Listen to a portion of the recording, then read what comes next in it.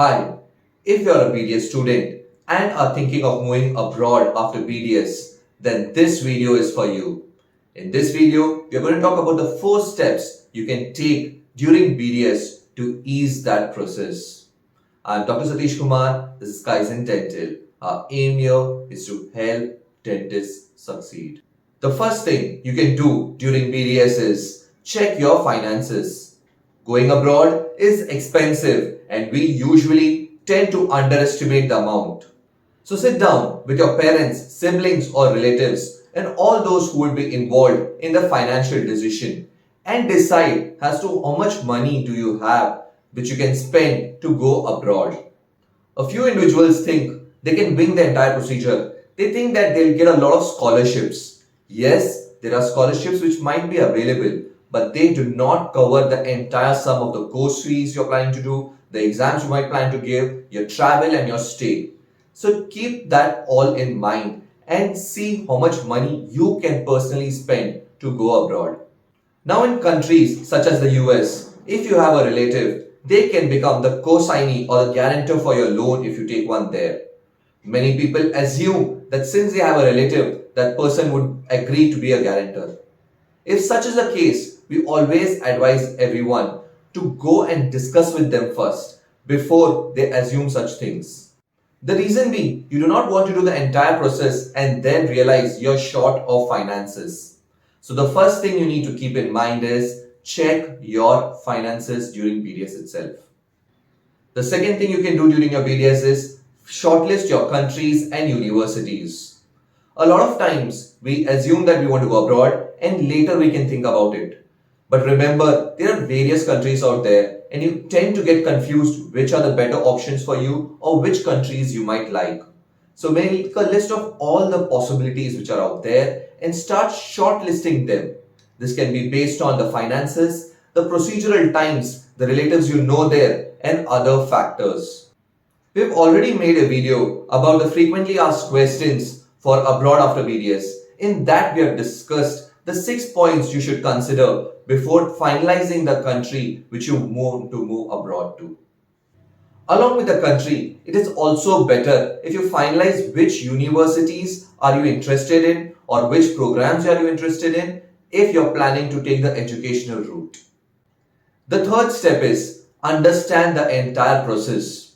A lot of times we might decide the final country we want to move on to and we might know the universities also, but we do not pay a lot of attention to the entire process. What happens? Suddenly towards the end, you would understand these many application forms you need to fill. Those are the processes you need to follow and you're already short of time. A lot of people hire a consultant. Many times, these consultants themselves are not very rigorous or know the entire process themselves. What happens is, it becomes very stressful towards the end when you're finalizing all your applications and you should not come short with any documents. So you should be an expert of the entire process and understand what all documents, what all things are required. These might include giving a language examination, getting your letter of recommendations, preparing your essay, understanding the visa process and many such other things which are required. Before I move on to the 4th point, if you're liking this video, please do not forget to hit the like button below. And I'm sure if you want to take your BDS career to the next level, you're already subscribed to your channel. If not, what are you waiting for? Go and subscribe. The 4th point is start the final preparations.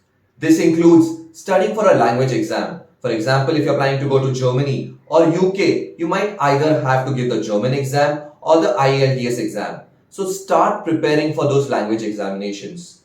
If you're going through a licensure process where you might have to give the ORE or the ADC exams or the NDEB or the NBET, start preparing for them as well.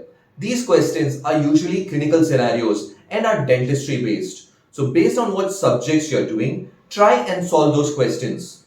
This knowledge will never go waste. So studying would help you ease the process later on.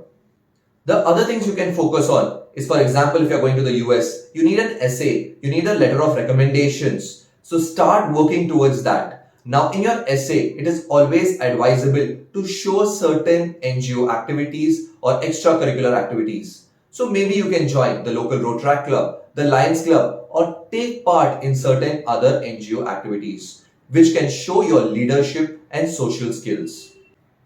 When it comes to LORs, remember you have to get them from your staff. So you have to play a prominent role during your 4 years of BDS so that when you approach them, they remember you and give you good LORs. So the 4 points which you can do during BDS includes check your finances, know which country and universities you want to go to. Start moving towards that direction by listing all the documents which you might require and start preparing for them. To help you understand which of the countries and what are the process, we have an entire playlist of options abroad after BDS. You can go and check that out as well. I'm Dr. Satish Kumar. This is Kaizen Dental. Our aim here is to help dentists succeed.